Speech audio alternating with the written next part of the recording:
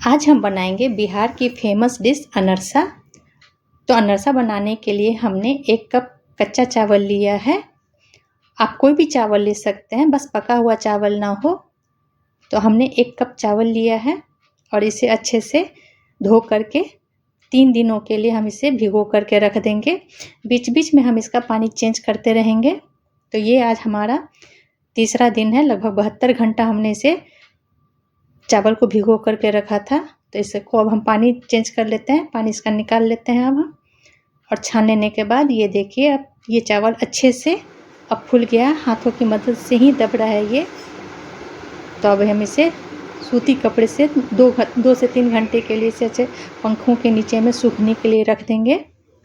तो 3 घंटे के बाद ये देखिए, ये चावल अब ऐसा हो गया है, हल्का सा इसका सूखापन आ गया है। इसे बहुत ज़्यादा सुखाना नहीं है, धूप में नहीं सुखाना, बस पंखों के नीचे में ही सुखा ले से इसका मॉइस्चर हटाना है सिर्फ। तो इसे अब सूख जाने के बाद अब हम इसे मिक्सी जार में पीस लेंगे। पीस लेने के बाद अब हम इसे छलनी की मदद से इसे छान लेते हैं।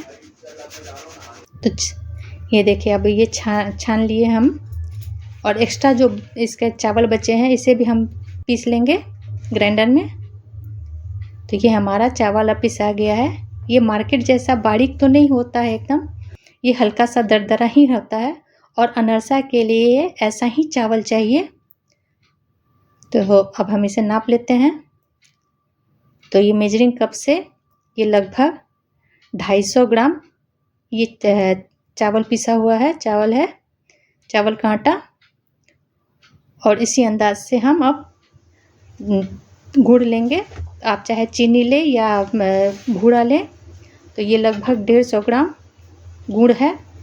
आप अपने मिठास के अनुसार इसमें अपना डाल दें, गुड़ या चीनी। तो ये लगभग 150 ग्राम है। और इसी अंदाज से हम इसमें सफ़ेद तिल डालेंगे। तो ये लगभग 100 ग्राम है, जिसमें से हम 50 ग्राम इसमें तिल डालेंगे। और इसे अच्छे से मिलाते हुए इसका आटा तैयार कर लेंगे। तो ये लगभग आटा गूँथने में आपको 2 से 3 मिनट, 5 से 7 मिनट लग जाएगा।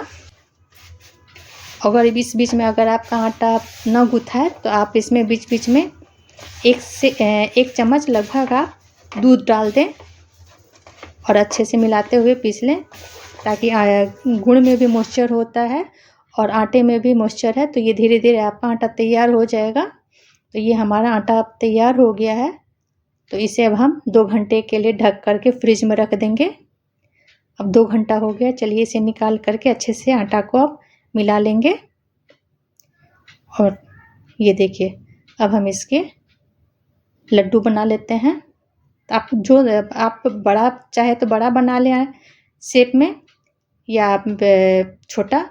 तो हमने ये मीडियम आकार का बनाया है शेप लड्डू।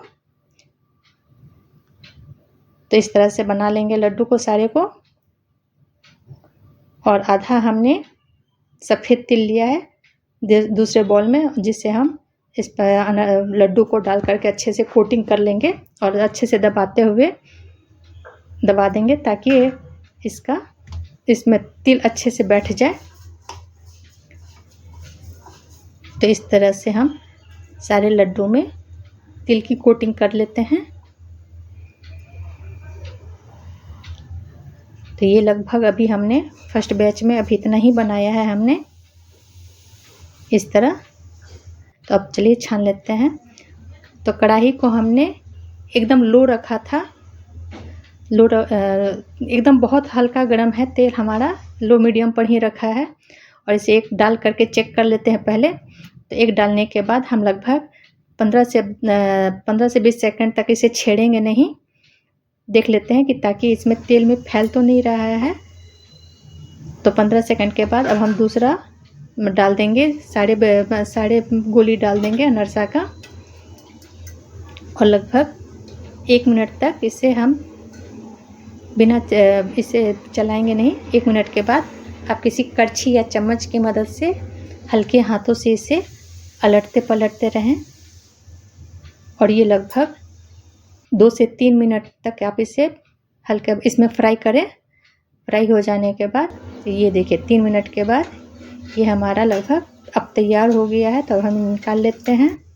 तो इसी तरह हम सारे अनरसे को छान लेंगे। अब तो ये गुड़ का है, तो ये आपको थोड़ा सा डार्क दिख रहा होगा, डार्क ब्राउन दिख रहा है। चीनी का अगर आप बनाएंगे तो ये लाइट ही रहेगा, लाइट दिखेगा अनरसा।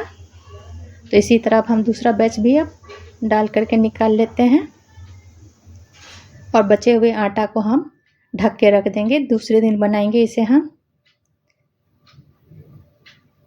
तो ये देखिए, ये हमारा दूसरा बैच भी अब हमारा बन करके तैयार हो गया है। तो ये सब हम निकाल लेते हैं। ये हमारा अनरसा बन करके तैयार हो गया है। तो ये देखिए, ये अनरसा में आप देख रहे होंगे बीच बीच में क्रैक है। तो अनरसा का पकने की यही निशानी है कि आपका बीच में ये फटा हुआ दिखेगा, हल्का सा क्रैक दिखेगा। तो इससे यही होता है कि आपका अनरसा बहुत अच्छे से तैयार हो गया है। बाहर से एकदम कुरकुरा है और अंदर बहुत ही सॉफ्ट है। तो आप भी बनाएं। अगर आपको मेरी वीडियो पसंद आ रही है तो लाइक, शेयर, सब्सक्राइब और कमेंट करके ज़रूर बताएं कि आपको अनरसा कैसा